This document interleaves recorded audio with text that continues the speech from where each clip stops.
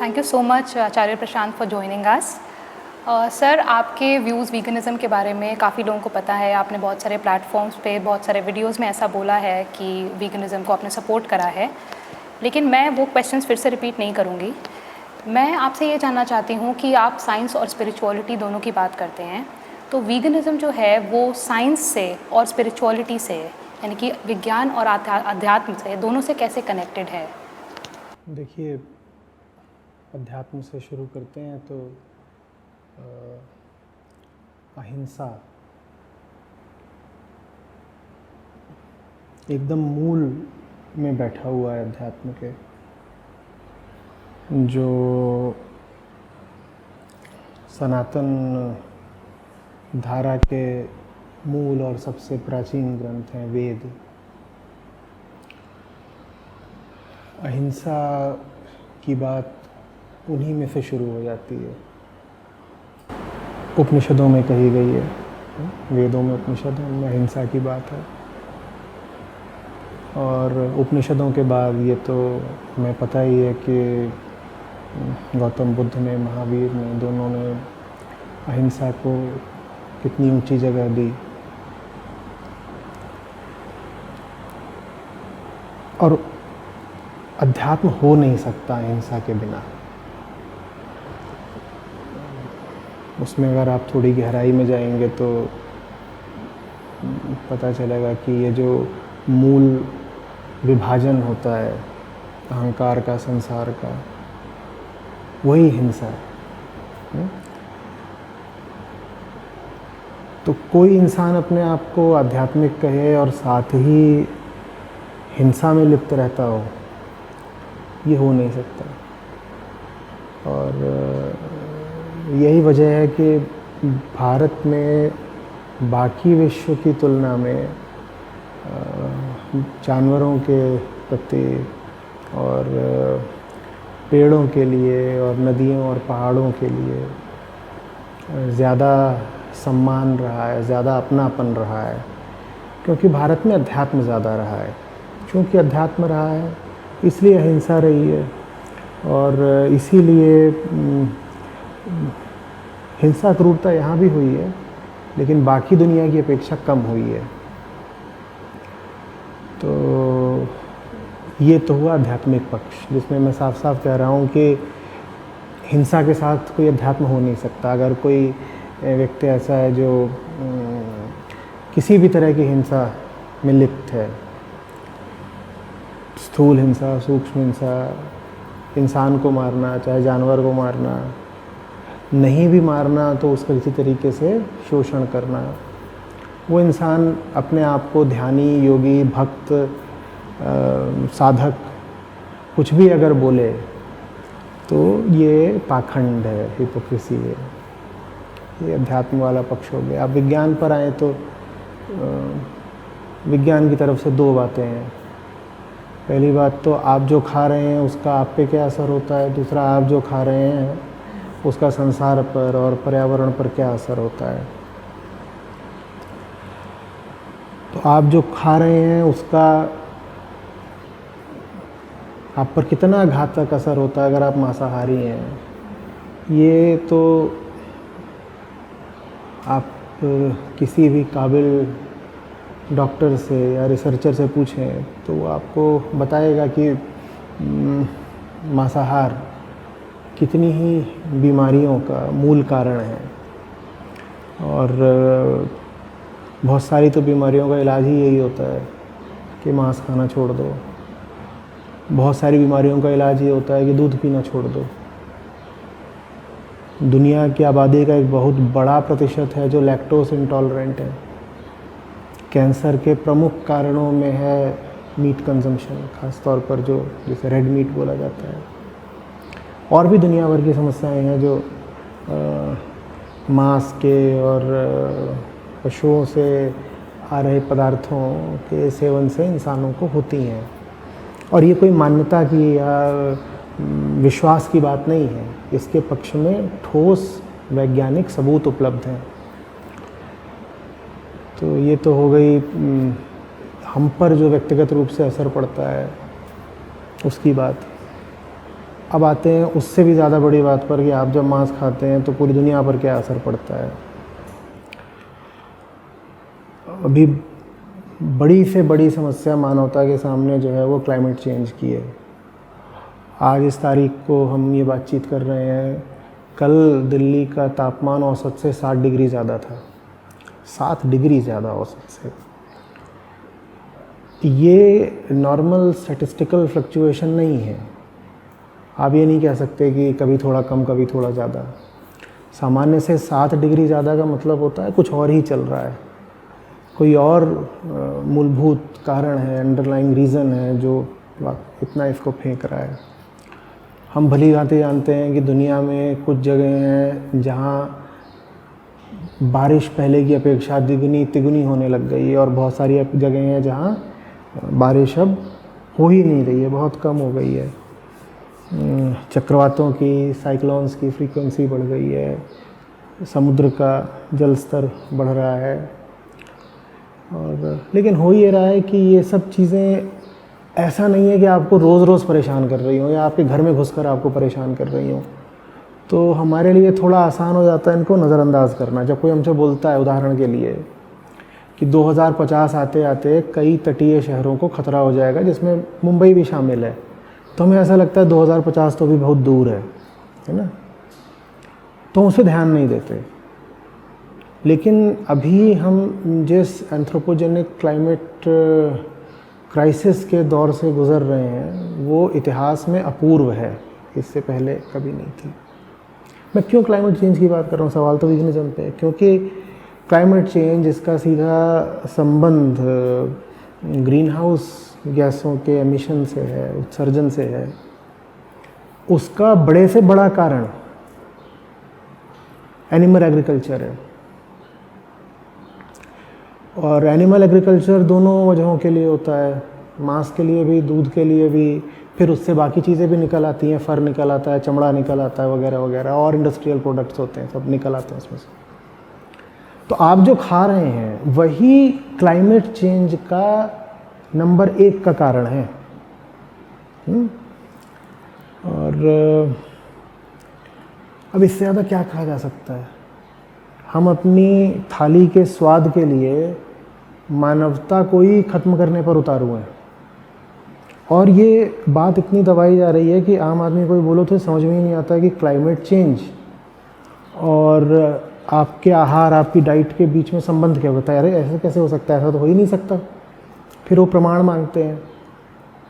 तो प्रमाण ऐसा नहीं कि कोई बहुत जटिल है, लेकिन थोड़ा समझाना पड़ता है कि भाई तुम अगर जानवर खा रहे हो तो उस जानवर के लिए तुम सोचो कि अन्न आहार कहाँ से आया है, वो पैदा किया गया है, वो पैदा किया गया है तो उसके लिए जंगल काटे गए हैं। दूसरी बात, जानवर जो खाता है वो फिर मीथेन छोड़ता है, कार्बन डाइऑक्साइड छोड़ता है। तो ये सब बातें इंट्यूटिवली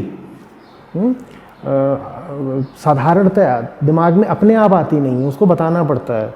कोई ये नहीं सोचता कि आप बीफ के लिए जिस भैंस को काट रहे हो उस भैंस के शरीर से बहुत ज़्यादा ग्रीन हाउस गैसेस निकल रही हैं। तो आपने अगर उस भैंस को खड़ा ही किया है अपने खाने के लिए, जो कि होता है एनिमल एग्रीकल्चर में, तो आपने पृथ्वी का जो कार्बन लोड है वातावरण का, वो कितना ज़्यादा बढ़ा दिया। ये बात इंट्यूटिवली हमें समझ में आती नहीं है, लेकिन अब है। इसी तरीके से डिफॉरेस्टेशन का सबसे बड़ा कारण मीट कंजम्पशन है, क्योंकि आपको जानवर को खाना है तो जानवर को चारा कहाँ से आएगा, उसके लिए खेत निकालना पड़ेगा ना। खेत कहाँ से निकलेगा, वो जंगल काट कर निकलता है, लेकिन वो जंगल हमारी आंखों के सामने नहीं काटा जा रहा। तो हमें लगता है कि जानवर है, जानवर तो कुछ भी खा लेता है, बकरी है वो इधर उधर कुछ भी फेंक दिया वो खा लेती है। लोगों को लगता है फिर जंगल थोड़ी ही कट रहा है, लेकिन सख्ते में आ जाते हैं लोग जब उनको बताया जाता है कि दुनिया में जितना भी अन्न पैदा किया जा रहा है वो 2/3 से ज़्यादा जानवरों के लिए पैदा किया जा रहा है। और जानवरों को इतना क्यों खिलाया जा रहा है, क्योंकि तुम्हें जानवरों को खाना है। तो अगर आप आध्यात्मिक हैं तो आध्यात्मिक कारणों से आपको मांस और दूध ये सब छोड़ना होगा। और अगर आप आध्यात्मिक नहीं भी हैं, अपने आप को आप अथीस्ट, नास्तिक, एग्नोस्टिक कुछ भी बोलते हैं, तो या तो अपनी सेहत के लिए साहब आप वीगन हो जाएं, और अगर अपनी सेहत के लिए नहीं हो सकते तो कम से कम दुनिया पे रहम करें। आपके घर में बच्चे होंगे, उन्हें इसी पृथ्वी पर रहना है। तमाम तरह की बीमारियां और आपदाएं हम पृथ्वी पर ला रहे हैं, कोविड भी उन्हीं में है। तो और ये सब क्यों? क्योंकि मुझे साहब मीट पसंद है, मैं तो खाऊंगा। आप वनों का नाश करेंगे, वनों में घुस घुस करके, तो वहाँ जितने भी छिपे हुए जीवाणु विषाणु हैं उनसे भी तो आप संपर्क में आएंगे ना। आप जंगल में घुस रहे हो, उस जंगल में न जाने कितने तरह की प्रजातियां हैं। ये जो अभी नोवेल कोरोना वायरस है SARS-2, इसका संक्रमण भी तो हमें ऐसे ही लगा है ना, वरना ये वायरस तो जंगलों में हज़ारों लाखों साल से रहा होगा। पर अब आपको जंगल में घुसना है, आपको चमगादड़ वाली गुफा में घुसना है, आप तो फिर आप आबादी बढ़ाए जा रहे हो। आबादी बढ़ेगी तो आपको प्रकृति का और नाश करना ही पड़ेगा, और जंगल काटने पड़ेंगे उससे तमाम तरीके के। तो मतलब कुल मिला जुला करके कोई विकल्प नहीं है। और जिन लोगों को लगता है कि विकल्प अभी उपलब्ध है, हम तो अभी प्रकृति के नाश और जानवरों के शोषण पर आधारित जीवन शैली जी सकते हैं, उन लोगों को बहुत जल्दी 2050 तक इंतज़ार नहीं करना पड़ेगा। बहुत जल्दी आगामी मैं समझता हूँ 2 साल 5 साल 10 साल के अंदर अंदर ही मजबूरन अपने आप को बदलना पड़ेगा। भाई पिछले साल तक हम सोच सकते थे क्या कि मास्क हमारे सार्वजनिक जीवन का इतना बड़ा हिस्सा बन जाएगा? ये बात अकल्पनीय थी। लेकिन आज आप सड़क पे नहीं निकल सकते बिना मास्क के। आज आप आमने सामने बहुत समीप होके बैठ भी नहीं सकते। मजबूरी सब कुछ करा देती है ना, वरना कौन मानता कि आपको बाहर निकलना है तो मास्क पहनना है, या कि बैठना है तो इतने फीट की दूरी रखनी है। ये बात कोई नहीं मानने वाला था, आज माननी पड़ती है हमको। इसी तरीके से हमें मजबूर हो करके अपनी दिनचर्या में कुछ बदलाव करने ही पड़ेंगे। पर जो काम स्वेच्छा से किया जा सकता है उसको मजबूरी से क्यों किया जाए? बेहतर है कि खुद ही समझ जाओ, खुद ही समझ जाओ। बहुत तकलीफ़ झेल करके और दुनिया को बहुत तकलीफ़ दे करके फिर संभले तो क्या संभले। सही बात है। तो जैसे आप बोल रहे हैं आम आदमी के बारे में कि आम आदमी को ये समझ में नहीं आता है। अब अगर हम बात करते हैं G7 लीडर्स के बारे में, वो बहुत ही मतलब अभी उन्होंने रिसेंटली जब G7 मीट हुई थी तो उन्होंने बारबेक्यू और स्टीक की पार्टी करी थी और प्लेन्स उड़ाए थे। तो क्या आपको लगता है कि एक लेवल पे, बहुत हाई लेवल पर भी ये डिस्कनेक्ट है, लोग समझ नहीं पाते हैं कि वो क्या एक्चुअली कर रहे हैं? और उनके मैं उन्हें हाई लेवल का मानता ही नहीं। देखिए G7 हो, G2 हो, कोई ग्रुप हो, ले दे करके जनतंत्र द्वारा चुने गए नेता हैं, और जैसा जन होता है वैसा ही जन नेता होता है। तो जब लोग ही एक तरीके के हैं और एक तरीके का व्यवहार कर रहे हैं, एक तरह की उनकी आदतें हैं, तो उनके नेताओं का व्यवहार, आचरण और आदतें उनसे बहुत अलग नहीं हो सकती सामान्य जनता से, क्योंकि लोगों ने उन नेताओं को चुना है। तो मैं नहीं समझता कि कोई राजनीतिक नेता इसमें बहुत दूरदर्शिता दिखा सकता है या इसमें नेतृत्व दे सकता है कि हमें कैसे रहना चाहिए, क्या खाना चाहिए, या जीवन शैली में क्या बदलाव लाने चाहिए। ये सब परिवर्तन राजनीतिक नेतृत्व की तरफ से नहीं आने वाले, क्योंकि ये थोड़ी सी कड़वी गोली है। और जनतंत्र ये सहूलियत देता नहीं है कि जो नेता है वो जनता को कड़वी गोली खिला पाए, उसको वोट नहीं मिलेंगे। तो ये जो परिवर्तन है, ये तो मैं समझता हूँ कि राजनीतिक नहीं बल्कि सामाजिक और आध्यात्मिक दिशा से आएगा। सामाजिक संस्थाएं, आध्यात्मिक आंदोलन, ये हैं जो समाज में कुछ सार्थक बदलाव ला पाएंगे। ये नेताओं से नहीं होने का। अच्छा, जैसे हम बात करते हैं दूध की, इंडिया में डेयरी कंजम्पशन बहुत हाई है और मतलब लोग ऑलमोस्ट डिपेंडेंट हैं दूध के ऊपर, घर में हर घर में दूध का बहुत ज़्यादा कंजम्पशन है। तो दूध एक ऐसी चीज़ हो जाती है जो कि ना केवल खाने में बल्कि पूजा पाठ में भी लोग इस्तेमाल करते हैं। तो इस माइंडसेट को हम कैसे बदल सकते हैं कि आप नॉर्मल दूध यानी कि गाय या भैंस के द्वारा निकले हुए दूध से को छोड़कर आप प्लांट मिल्क की तरफ मूव करें। इनफैक्ट आपने सुना ही होगा, अभी रिसेंटली एक बड़ी डेयरी कंपनी की एक कंट्रोवर्सी हुई है एक एनजीओ के साथ पे। तो आपको क्यों लगता है कि मतलब इंडियंस क्यों इतने अगेंस्ट हैं इस चीज़ के, क्यों डेयरी नहीं छोड़ना चाहते? देखिए, जिस वजह से भारत में दुनिया में सबसे ज़्यादा शाकाहारी लोग पाए जाते हैं, दुनिया में जितने भी शाकाहारी हैं उनका सबसे बड़ा वर्ग भारत में है, बहुत बड़ा वर्ग। मैं समझता हूँ शायद आप आंकड़े देखें तो दुनिया भर के शाकाहारियों का 70-80% तो भारत में ही है। जिस वजह से भारत में अधिकांश लोग शाकाहारी हैं, उसी वजह से भारत में दूध को एक ऊंचा स्थान भी मिला हुआ है। अब आप या तो उस वजह से लड़ लीजिए या उस वजह का सदुपयोग कर लीजिए। ये जो वीगन आंदोलन है, वो आंदोलन भी कुछ नहीं है, अलग अलग छोटे छोटे उसके द्वीप हैं, या कह दीजिए छोटी छोटी टोलियां हैं। जैसे होली में टोलियां निकलती हैं ना, वो कुछ ऐसा नहीं है कि एक संगठित सुगठित आंदोलन चल रहा हो, और एक ऐसा तो है भी नहीं इसमें। ये कभी इस बात पर विचार ही नहीं करते कि भारत इतनी गहराई से शाकाहारी कैसे रहा आया। ये तो अभी पिछले 10-20 साल में हुआ है कि ये जो नई पीढ़ी है ये बहुत तेज़ी से चिकन वगैरह की ओर जा रही है। वो भी नहीं हम विचार करते कि क्यों जा रही है, कि पहले के लोग अपेक्षाकृत ज़्यादा शाकाहारी क्यों थे। भारत शाकाहारी इसलिए नहीं रहा है कि पहले कोई वेजिटेरियन मूवमेंट चल रहा था, उसकी वजह दूसरी थी। भारत में कभी कोई ऐसा शाकाहारी आंदोलन वगैरह नहीं चला है। भारत का शाकाहारी होना वेजिटेरियन एक्टिविज्म की वजह से नहीं था। तो भारत का फिर, जिसको हम वीगनिज्म के लिए एक नाम चलता है, हम तो बोलना पसंद करते हैं शुद्ध शाकाहार, पर लोग उसको निर्वध्याहार बोलते हैं, तो वो अच्छा नाम है।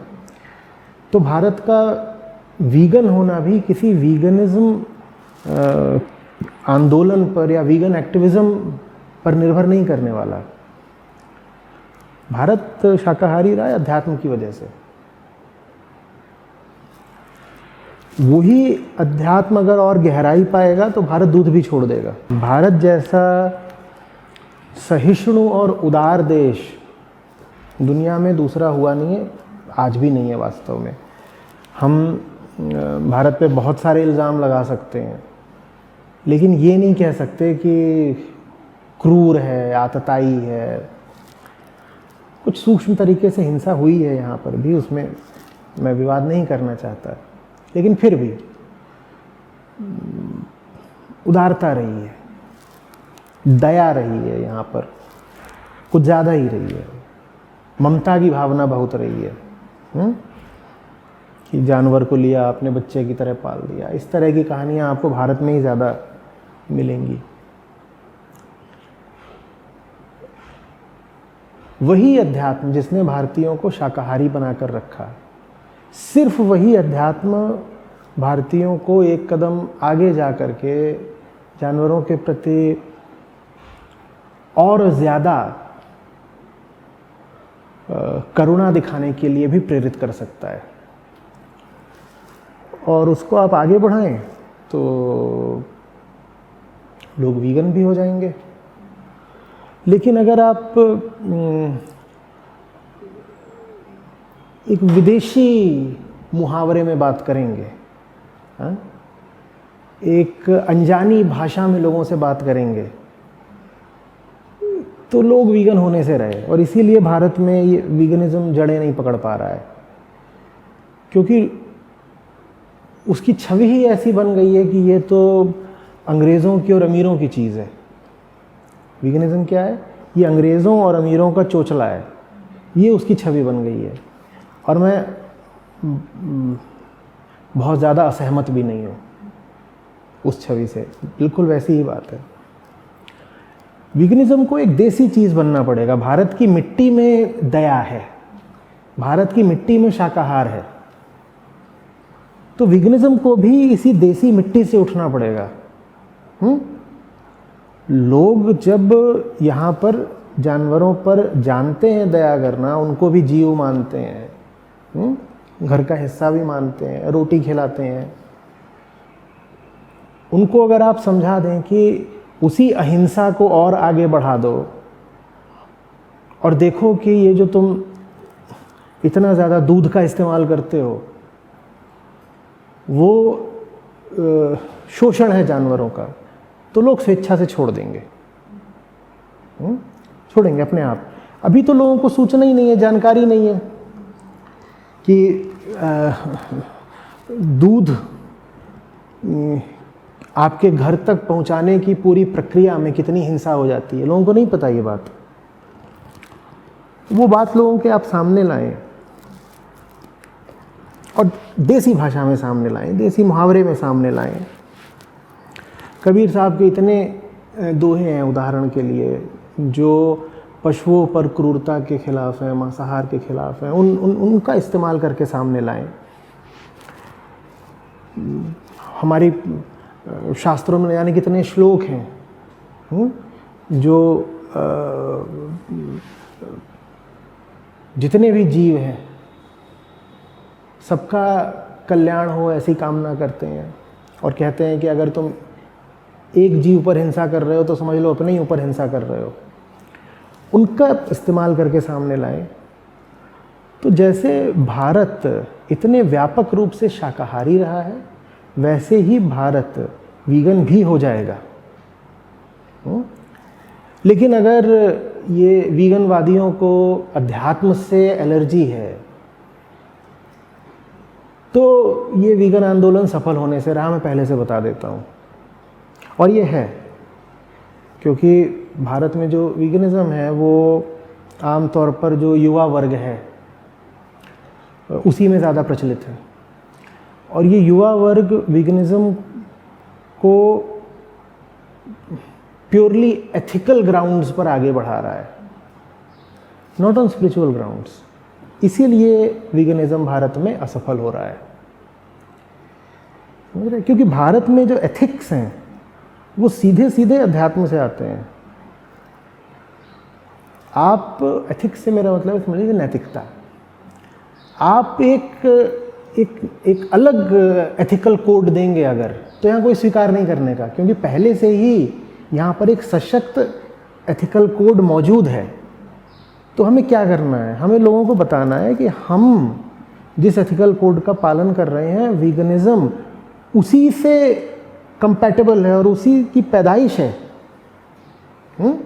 वो उससे बिल्कुल संगत में है, मेल में है। तब लोग सुनेंगे, मानेंगे, फिर बहुत आसान हो जाएगा। लेकिन अगर हम कहेंगे कि नहीं नहीं नहीं, I am vegan but not spiritual, तो फिर आप वीगन भी बहुत दिन तक रह नहीं पाओगे। अभी भारत में एक वीगन एक्टिविज्म में ही एक बड़ा नाम है, और वो बहुत कोशिश करता है, युवक है, जवान लड़का है। तो उससे बात चलाई होगी किसी ने कि जैसे आप मुझसे बातचीत कर रही हैं वैसे ही आके बातचीत करें। वो घबरा गया बिल्कुल, बोलता है नहीं नहीं, मैं बहुत रिस्पेक्ट करता हूँ आचार्य जी की, मैं फॉलो करता हूँ, मुझे पता है कि वो जानवरों के हक में और वीगनिज्म के समर्थन में कितना काम कर रहे हैं, सब बहुत अच्छी बात है, लेकिन मैं उनसे बात कैसे कर सकता हूँ, वो तो आध्यात्मिक है। ये लिख के भेजा उसने। अब यही जो मूर्खता है ना, ये भारी पड़ रही है वीगनिज्म को। आपको लग रहा है कि स्पिरिचुअलिटी और वीगनिज्म दो अलग अलग चीज़ें हैं। मैं आपसे बोल रहा हूँ कि वीगनिज्म सफल हो ही नहीं सकता बिना स्पिरिचुअलिटी के। ये बात नहीं समझ में आ रही, यहाँ पे गड़बड़ हो रही है। जिस धार्मिक अनुष्ठान के लिए दूध चढ़ाया जाता है प्रतिमा पर या लिंग पर, अगर लोगों को ये समझा दिया जाए कि जिस ईश्वर को प्रसन्न करना चाहते हो तुम, उसी ईश्वर के वो जीव हैं जिनका दूध दुह रहे हो और प्रतिमा पर चढ़ा रहे हो, ईश्वर को नहीं अच्छा लगता, तो लोग नहीं दूध चढ़ाएंगे।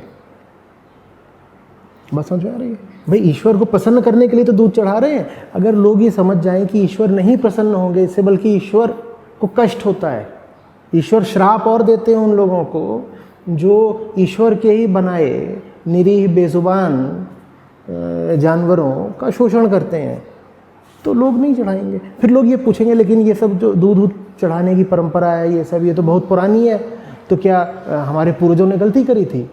तो फिर उनको अध्यात्म की भाषा में समझाना पड़ेगा कि देखो एक चीज़ होती है काल धर्म, सत्य अटल अचल होता है, वो बदलता नहीं, लेकिन धर्म काल के अनुसार बदलता रहता है। धर्म हमेशा काल सापेक्ष होगा, सच नहीं बदलता, लेकिन सच की ओर जाने वाली जो राह होती है, सच तक पहुंचने के लिए जो आचरण करना होता है, वो प्रत्येक क्षण बदलता रहता है, वो कालाश्रित होता है। तो काल धर्म तब ये रहा होगा कि चलो घर में गाय है, उसका आपने दूध चढ़ा दिया, ठीक है। आज घर में नहीं गाय होती, कितने लोग अपनी घर का गाय का दूध पीते हैं? तब ये होता रहा होगा कि घर की जो गाय है उसको आप अपनी माँ समान मान रहे हो और वो बूढ़ी भी हो गई है तो उसे आप घर में रखे हो। आज आपको पता भी है बूढ़ी गायों का क्या होता है, ठीक है। तो काल बदल गया है। उस काल में शायद ये बात ठीक थी कि प्रतिमा पर दूध चढ़ा दिया। उस काल में 800 करोड़ भी लोग भी नहीं थे ना दुनिया में, और उस काल में पर्यावरण का इतना पतन भी नहीं हुआ था ना। आज काल बदल चुका है, आज सब कुछ बदल चुका है। तो आज स्वयं ईश्वर ही नहीं चाहेंगे कि उनके ऊपर दूध चढ़ाया जाए। जब लोगों को इस भाषा में समझाया जाएगा ना, तब लोग दूध वगैरह का सेवन भी छोड़ेंगे और धार्मिक अनुष्ठानों के लिए उसका इस्तेमाल भी छोड़ेंगे। लेकिन अगर आप उनसे जाकर के कहोगे कि देखो भाई, मेरा तो एक मॉडर्न एथिकल कोड है जिसको मैं अभी सीधे सीधे ताज़ा ताज़ा यूरोप से लेके आया हूँ और मैं चाहता हूँ कि तुम भी इसका पालन करो, let's go vegan, let's go vegan. और अब तो वीगन पिज़्ज़ा भी मिल रहा है 550 रुपये का एक स्लाइस, तो लोग बिल्कुल भगा देंगे कि हटो यहाँ से, निकलो, ये तुम क्या लूट मचा रहे हो वीगनिज्म के नाम पे। मुझे बड़ा ताज्जुब होता है, मैं कहता हूँ पिज़्ज़ा रखा हुआ है, उसमें से आपने चीज़ निकाल दिया तो उसकी कीमत 3 गुना कैसे हो गई? जिस पिज़्ज़ा में चीज़ मिला हुआ था, हाँ, वो इतने का था, और उसमें से आप चीज़ निकाल के उसको दूने तीसरे दाम पे बेच रहे हो, क्या कर रहे हो? पर आप जाओ, आप वीगन पिज़्ज़ा खाने जाओ, वो मजाल है कि आपको साधारण पिज़्ज़ा के दाम पे मिल जाए। अब लोग चिढ़ेंगे नहीं वीगनिज्म से तो क्या करेंगे? तो मतलब आपको लगता है जैसे अभी जो इंडिया में जो मूवमेंट है ये ज़्यादा प्रोडक्ट्स पे फोकस्ड ज़्यादा है वीगनिज्म मूवमेंट, और कंपनियां भी आ रही हैं इसमें, इनफैक्ट बहुत सारी ऐसी उथला है, गहराई नहीं है, शैलो मूवमेंट है। और ये बात मैं कोई उपहास उड़ाने के लिए नहीं कह रहा हूँ, बड़े दर्द के साथ कह रहा हूँ, क्योंकि मैं इस आंदोलन का शुभ चिंतक हूँ। मैं चाहता हूँ कि ये सफल हों, पर मैं ये भी बता देता हूँ कि जैसे इनके लक्षण हैं ये सफल नहीं होने के, है ना, कि बेटा तुमसे ना हो पाएगा। तो वैसे ये सब जो घूम रहे हैं स्ट्रीट एक्टिविज़म करते हुए, कोई गाय बन के घूम रही है कि मैं गाय हूँ, मेरा क्यों शोषण कर रहे हो, और ये सब है, कैंडल वैंडल चला रहे हैं। मैं इनकी भावना का सम्मान करता हूँ, लेकिन सफल नहीं हो पाएंगे, ऐसे नहीं होता। इंडिया को अपना खुद का एक बिल्कुल home grown grass root veganism, home grown grass root veganism, तब वो सफल होगा। हिंदी में बात करो यार, देसी मुहावरे में बात करो। हमारे पास इतनी गहरी संस्कृति है, उससे जोड़कर बात करो ना। हमारी इतनी पुरानी कहानियाँ हैं, पौराणिक कथाएं हैं, आध्यात्मिक सूत्र हैं, उनसे जोड़कर बात करो ना। वो भाषा हमारी मिट्टी में है, वो भाषा इस देश का आम किसान भी समझता है। उस भाषा में बात करोगे, लोगों के दिलों से जुड़ पाओगे तो लोग समझेंगे। इधर उधर की बातें कोई नहीं समझने का। अच्छा, एक जैसे डेयरी के बारे में बात हुई, तो आपको लगता है कई बार ऐसा होता है, क्योंकि मीट का सबको समझ में आता है कि मीट जानवर को मार के निकलता है, लेकिन डेयरी का, और स्पेशली जो डेयरी कंपनीज़ हैं इंडिया में, उनको लगता है, वो ऐसा लोगों को बोलते हैं कि ये तो है, हम भी अपनी गाय की यहाँ पे सब रिस्पेक्ट करते हैं। तो लोगों को लगता है कि ये सच में ऐसा हो रहा है, और वो सोचते हैं कि जो वीगन्स बोल रहे हैं, या जो इस मूवमेंट के लोग, जो इस मूवमेंट में जुड़े हुए लोग हैं, वो लोग बोल रहे हैं कि भाई डेयरी भी उतना ही ख़राब है जितना कि मीट कंजम्पशन है। तो आपको लगता है कि क्या ये, क्योंकि वो दिखता नहीं है सामने, दिखता नहीं, देखिए ये तो बात तो इसकी है कि हमने अभी तक सूचना ही नहीं दी है, जो इन्फॉर्मेशन डिसेमिनेशन है वो प्रॉपर नहीं हुआ है, लोगों को पता ही नहीं है। और देखिए ये बात इंट्यूटिव नहीं है कि अगर आप दूध पी रहे हो तो आप पशु पे अत्याचार कर रहे हो। ये बात अगर किसी को आंकड़ों के साथ, तथ्यों के साथ, फैक्ट्स एंड फिगर्स के साथ बताई नहीं गई है, उसको ये नॉलेज नहीं दिया गया है, तो उसको नहीं समझ में आने की है। तो वो तो पहले तो यही करना होगा कि डेयरी का और मीट इंडस्ट्री का आपस में कितना गहरा ताल्लुक है, ये सूचना जन जन तक पहुंचानी होगी। और ये सूचना आपने पहुंचा दी तो बहुत लोग तो अपने आप ही डेयरी छोड़ देंगे। देखिए ये सूचना अगर मेरे पास भी नहीं होती ना तो दूध होता और अभी हम दूध वाली चाय पी रहे होते हैं यहाँ पर, क्योंकि दूध को देख करके ऐसा लगता ही नहीं है कि ये तो खून है। जब तक कि आपको पूरा प्रोसेस, प्रक्रिया बताई ना गई हो साफ साफ कि देखो ऐसे निकलता है, ऐसे होता है, ऐसे होता है, ऐसे होता है, फिर पूरे आंकड़े में बताए गए हों कि कोई संयोग नहीं है कि भारत दुनिया का सबसे बड़ा बीफ निर्यातक है। वो जो भैंसें कट रही हैं वो कहाँ से आ रही हैं, तब आदमी के खोपड़े में बत्ती जलती है। अच्छा, तो वो जो बीफ एक्सपोर्ट हो रहा है और ये जो दनादन खीर, दूध, लस्सी चल रहे हैं, इनमें आपस में कोई रिश्ता है, तब ये बात समझ में आती है ना, नहीं तो नहीं समझ में आती। कौन इतना ध्यान दे? तो आम आदमी तक सबसे पहले वो सूचना पहुंचानी होगी, एक इन्फॉर्मेशन कैंपेन चलाना होगा। वो कैंपेन अभी तक ठीक से चला नहीं है, वो उसकी ज़रूरत है। Talking about the recent PETA and this controversy between a dairy producer. So people are saying that lakhs of people are going to lose employment if they switch to plant-based milk. So what do you have to say about this? See, the employment argument, I appreciate it, but it is not absolute in itself. In fact, the employment argument can be stretched to absurd extremes. I could say pickpockets are employed in their own industry, the pickpocketing industry. Why are you arresting them? It's an industry. Why are you arresting them? You are making several hundreds, if not thousands or lakhs lose employment, right? By no means am I saying that a dairy farmer is a pickpocket. Please don't take it to that level. But what I'm saying is that are all means of employment really permissible? Legally, ethically, whichever way you want to look at it. If the employment argument is absolute in itself, then anything that helps a man earn money should be permissible. Then why do we, for example, punish tax defaulters? He's just trying to make some money for himself. Just as the butcher is trying to make money for himself, no? So just because some activity yields money to somebody, that does not mean that the activity is okay. Otherwise there are 1,000 debauched ways of earning money, making money. We would have to allow each single one of them. So firstly, this is about the argument that because see, whenever you want to take a corrective step, there is always this argument that is thrown at you that this will lead to loss of livelihood.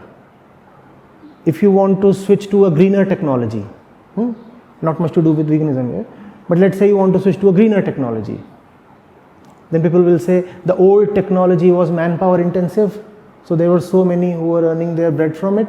Now you have switched to a technology that's more automated, so loss of livelihood, this kind of thing.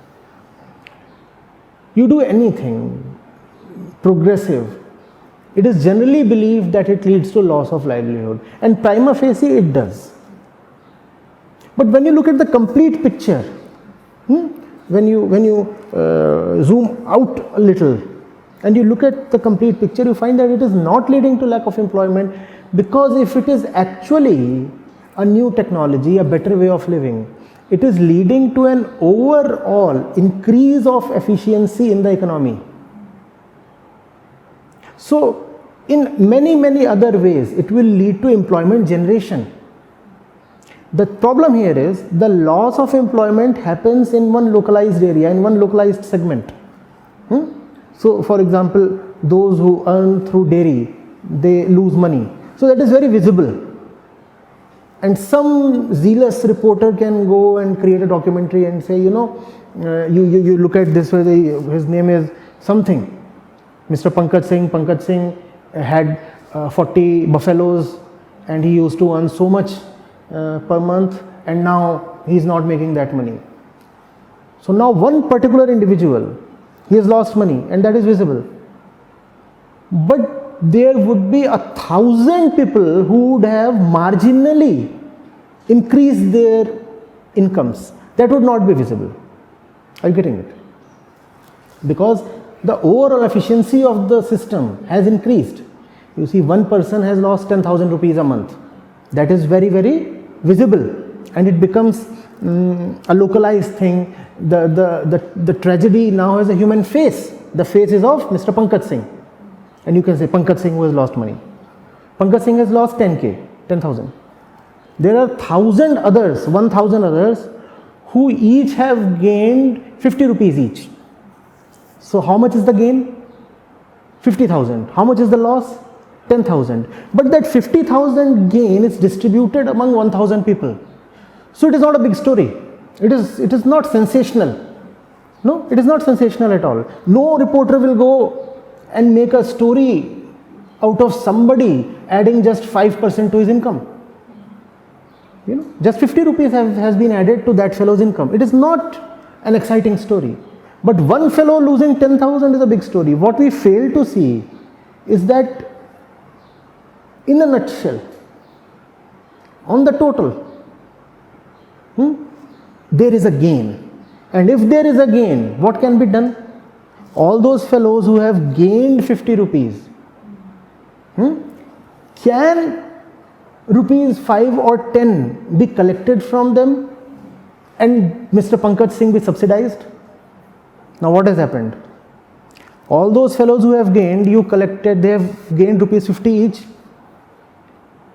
Since they have gained rupees 50 each, you collect rupees 10 from each of them and feed Mr. Pankaj. Now Mr. Pankaj stands at a point of no loss, and all those other people stand at a point of gain of rupees 40. Everybody has gained. Everybody has gained. Are you getting it? So that kind of a thing can be done. But this is a classical problem in economics.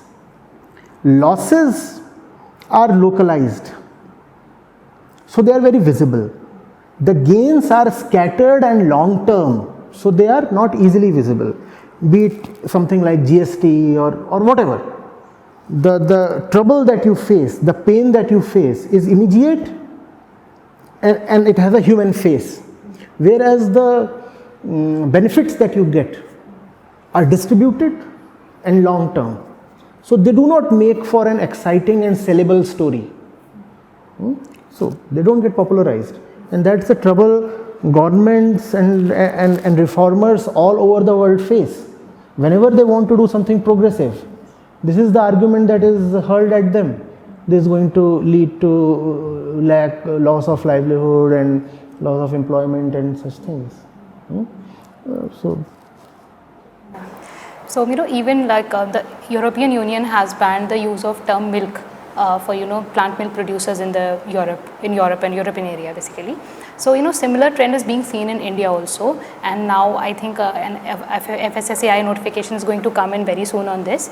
So do you think that there must be some efforts from the government side also to push this sector, the plant-based sector, and the companies in this? If you have an enlightened leader, that would happen. But even if you do not have a very enlightened leader, why do you wait for the government policies? Please tell me. Plant-based products are anyway more economical to produce. You do not even require government subsidy. I am very closely associated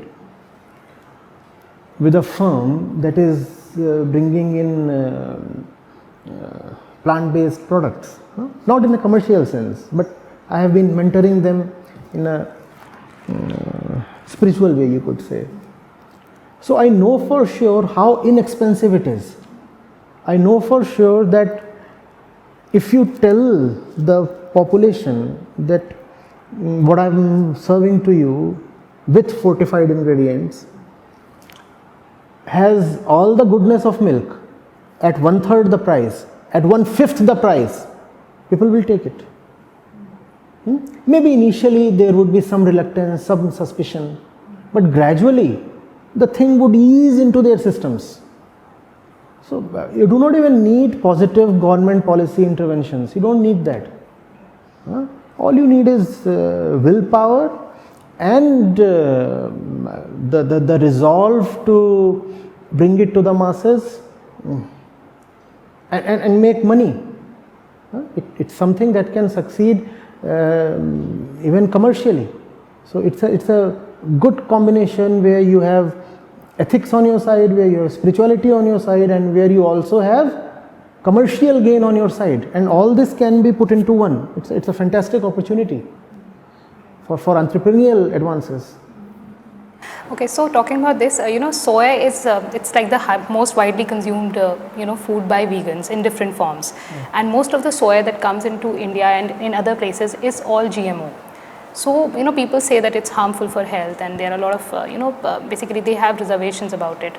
What do you have to say about that? No, if it indeed is genetically modified, then it's a great opportunity for someone to produce organic or natural soya without any genetic interventions in it and market it. It need not be GM soya, right? So basically Indian farmers need to, obviously, they have a lot of opportunities ahead. Obviously. I don't know whether you have done the numbers on this, but you will be surprised at how inexpensive the whole thing comes out to be. In fact, when I said I have mentored one concern, I have actually mentored two of them. And one of them actually supplies tofu and dahi and lassi, all of these vegan, to this place. And it was just last week or sometime I was scrolling the conversations that people here had with him on a group, and the entire load that he had delivered, this much, was for some 500 bucks something, 500 rupees and this much stuff. So, and you taste it, it's wonderful, and you look at the minerals, vitamins and all other stuff, it has proteins, it's again wonderful. The economic argument is in favor of it, the health argument is in favor of it, the spiritual argument favors it. Why would then anybody deny it? People do care for their pocket, don't they? You know what? Very silently, tofu is anyway creeping into our diets. There are a lot of these eateries. Tofu is being used in large quantities. Why? Because it is cheaper compared to paneer. So they are using tofu. And it tastes equally good. And it's not at all differentiable. Otherwise, their customers would have complained. No. The nutrition is fantastic. The taste is equally good, provided you know how to cook and all that. The process is a little different. So that's the argument that probably will help a lot, the economics. But even for that, the entrepreneur has to ensure that the pricing is right.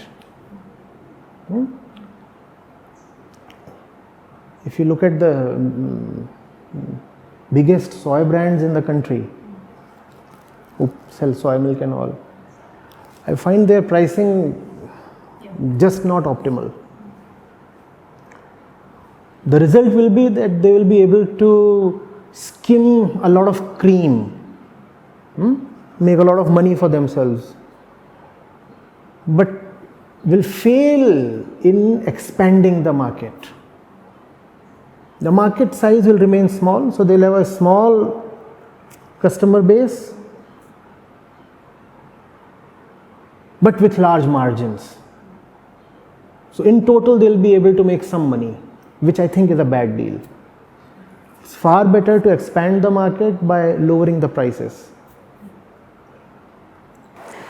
Okay, talking about meat eating, there are some cultures, even in India, which they have, like, it's a very intrinsic part of their culture, and they've been eating meat like since time immemorial. So, what do you think? How can that mindset be changed? And, how can they change their habits? Do you think meat alternatives that are coming into the market can help them shift to? I'm in favor of meat alternatives. You are in favor. Anything that saves the poor animal's life, it's okay.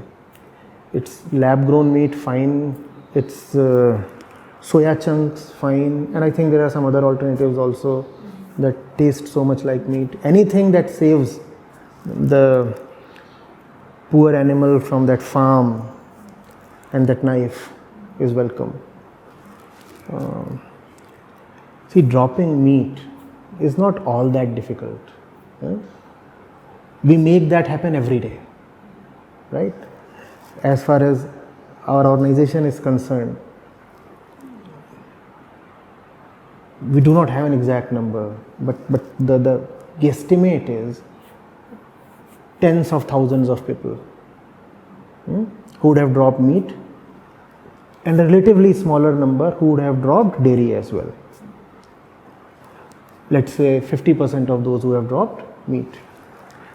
So that happens. And it's not as if people drop it for a while and then go back to it. We know for sure that there are people who dropped it 5 years back and have no inclination at all to revert to meat. So people will drop meat, probably you need to give them a strong enough reason, right? Had we been so mad after meat, we would have dug up corpses, right? And enjoyed their meat as well. Had we been so mad after meat, then the Muslim would have gone after pork and the Hindu would have gone after beef. But we don't do that, right? Once we have a strong reason to not consume meat, we listen.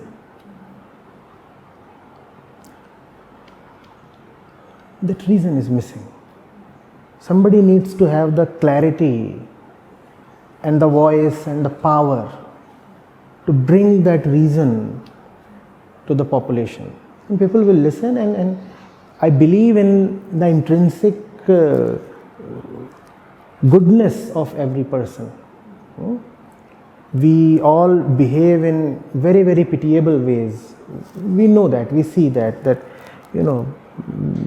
oftentimes we behave as if we are absolute monsters, but still the potential to be very, very good remains within all of us. And I have faith in that. So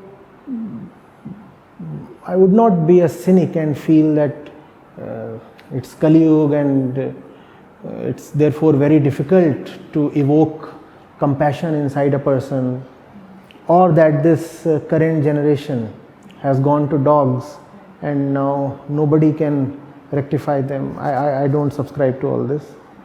I think if we can talk to them properly with due reasons and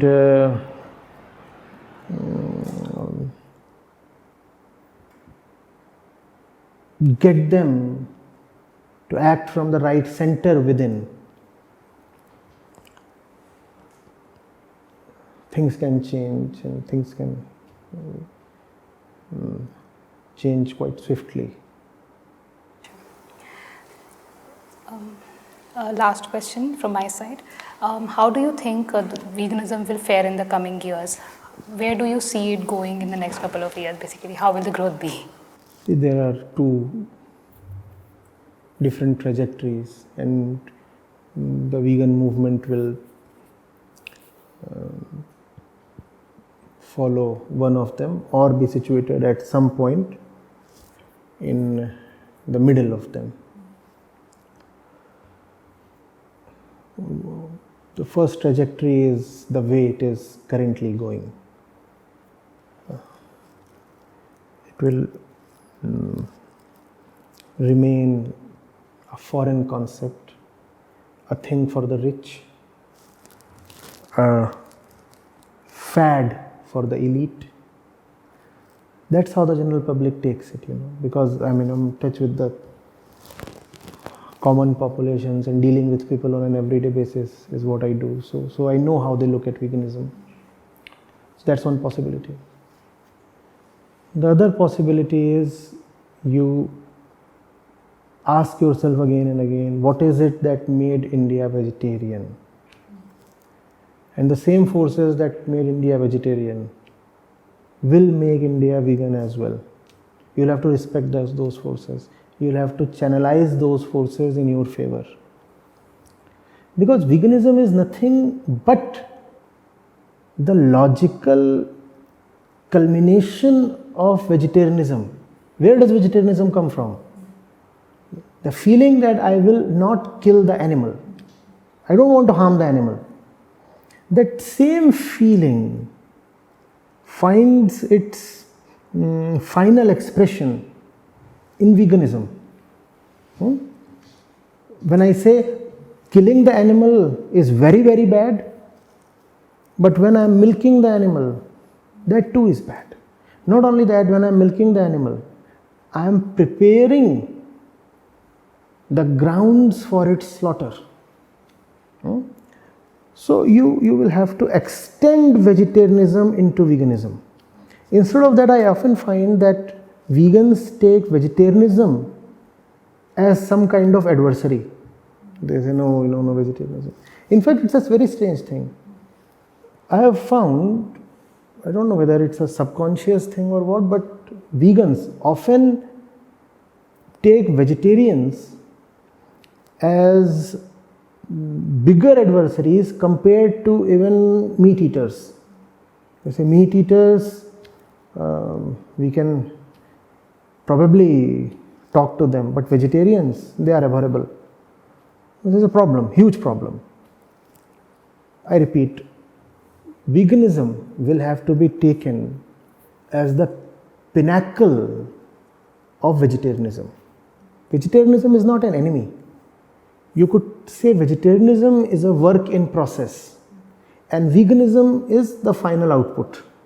When you go to the people and talk in this language and explain the concept like this, then they will understand. Right. So Indianizing veganism should be the Indianizing motto. and spiritualizing. Right. It's very important. Thank you so much. They were like wonderful insights and we gained a lot of knowledge. And this was actually a very different take from what others say. No, wonderful, and I have looked at the work you do, the site you run. It's wonderful. I wish you all success. Thank you so much. And the country, the world, we all need many, many more people like you, many more such initiatives. And I really wish that you stay on course and keep progressing with success. Thank you so much. Thank you so much. Thank you so much.